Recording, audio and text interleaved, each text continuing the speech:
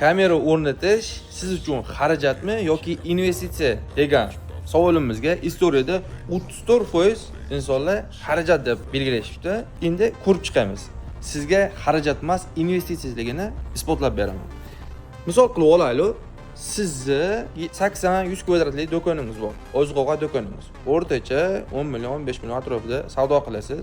Bunaqa do'konda o'rtacha bitta kassir, ikkita sotuvchi, yana bir ikkita shogird, jami 5-6 kishi ishlaydi. Endi siz yo'q paytingizda xodimlaringiz nazoratsiz qay holatda ishlatdi? 8 ta 10 ta kamera qo'ydirdingiz, o'rtacha $600, $700 rasxod qildingiz. Sizni o'ylashingiz bo'yicha rasxod xarajat qildingiz.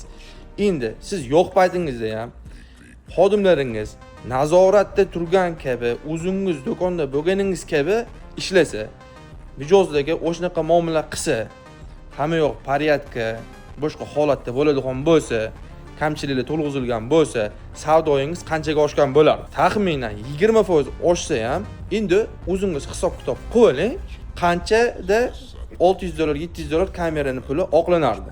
1 oy, 2 oy. Endi bu kamerani xizmat qilish muddati sizga qancha? Kamida 3 yil, 4 yil xizmat qiladi. Yo'q deganda. Endi fikringiz o'zgardimi yoki yo'qmi? O'sha 34% xarajat deb belgilaydigan insonlar sizlarni kommentariyada kutib qolaman.